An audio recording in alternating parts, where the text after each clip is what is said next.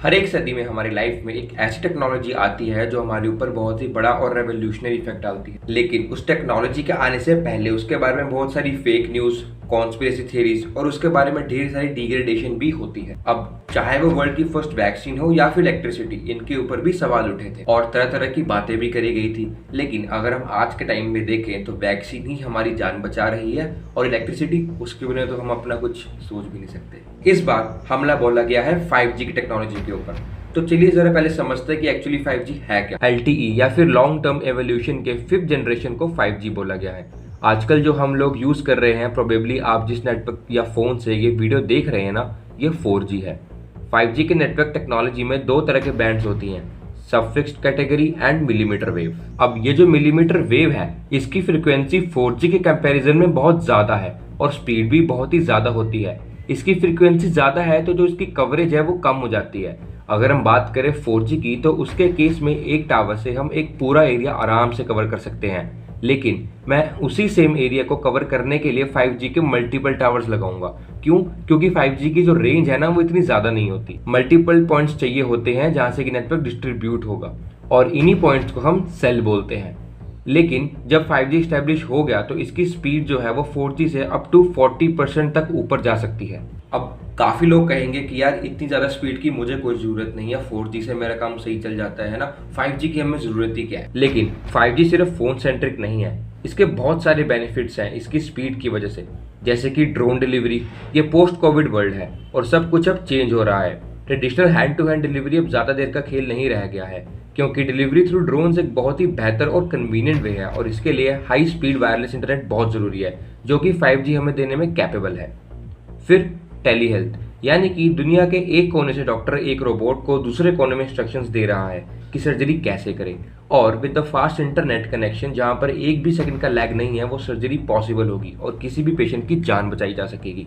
इसके साथ साथ AR और VR पर भी हम लोग ज्यादा फोकस कर पाएंगे अगर 5G इंप्लीमेंट हुआ तो। अब आप सबके मन में ये आ रहा होगा कि यार ये सब तो ठीक है, लेकिन इसकी रेडिएशन का क्या? उससे तो बहुत लोगों की जान जा रही है और वो है भी बहुत हार्मफुल एनवायरनमेंट के लिए। बस यही वो रीजन है जिसकी वजह से 5G के खिलाफ इतनी सारी कॉन्स्पिरेसी थ्योरीज चल रही हैं। तो चलिए इसे जरा समझते हैं। ये जो वेव्स निकलती हैं टावर से, ये रेडियो फ्रीक्वेंसी होती है, जो कि एक तरह का इलेक्ट्रोमैग्नेटिक रेडिएशन है। रेडिएशन को अगर हम फर्दर एक्सपैंड करें तो ये दो टाइप्स की होती है, एक आयोनाइजिंग और दूसरी नॉन आयोनाइजिंग।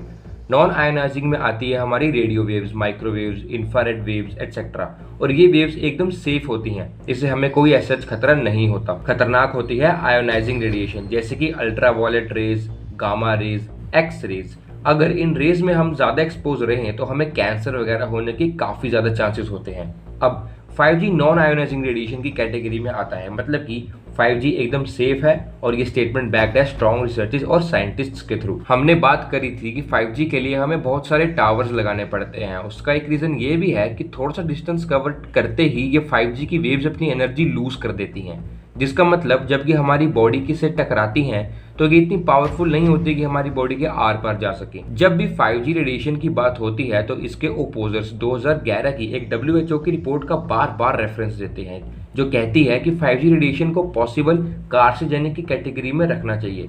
पॉसिबल कार्सिनोजेनिक मतलब जिससे कि कैंसर हो सकता है। क्या हुआ, हिल गए? जूही चावला सच्ची साबित हो गई। पॉसिबली कार्सिनोजेनिक के अंडर और भी चीजें आती हैं, जैसे कि पिकल्स यानी कि अचार, डीजल और एलोवेरा भी। अब इसका ये मतलब नहीं है कि इन सब चीजों से हमें कैंसर होगा ही होगा, बल्कि इसका मतलब ये है कि कोई प्रूफ नहीं है कि इन सब चीजों से हमें कैंसर होता है, लेकिन यहाँ आगे एक शक के घेरे में जरूर आती है। सच बात तो ये है कि आज तक जितने भी रिसर्चेस 5G के ऊपर हुई हैं, उनमें से कंक्लूजन कभी ये नहीं निकला कि 5G हमारे लिए एक लाइफ थ्रेटनिंग टेक्नोलॉजी है। और क्योंकि 5G का कंसेप्ट काफी ग्रे शेड में है, तो इसकी वजह से इसके ऊपर फेक न्यूज फैलना भी बहुत इजी है। 2018 की एक न्यूज आपको याद होगी, जहां कहा गया था कि नीदरलैंड्स में काफी ज्यादा बर्ड्स की मौत हुई थी 5G टेस्टिंग की वजह से, लेकिन बाद में पता चला कि ये एक फेक न्यूज थी जिसको बस हाइप मिल गई। और आजकल 5G को कोरोना वायरस से जोड़ा जा रहा है। कहा जा रहा है 5G वेव्स हमारे इम्यून सिस्टम को वीक कर देती हैं, जिसकी वजह से डेथ्स ज्यादा होती हैं। अब जो भी लोग इस वीडियो को देख रहे हैं ना, उनसे बस मैं एक ही विनती करूंगा कि किसी भी बात के ऊपर ऐसे अंधा विश्वास बिल्कुल भी मत करा करो। सिर्फ अपने लिए जो भी अगर आपके सामने ऐसी कोई न्यूज आती है तो उसकी तह तक पहुंचो। आज सबके पास इंटरनेट है, मुश्किल से 15 से 20 मिनट लगेंगे किसी भी ऑफिशियल साइट के ऊपर जाकर किसी ऑफिशियल स्टेटमेंट को पढ़ने में। जिससे कि आपका जो शक है ना वो दूर हो जाएगा। चलिए अब मैं चलता हूँ, जल्दी मिलूंगा एक नए टॉपिक के साथ।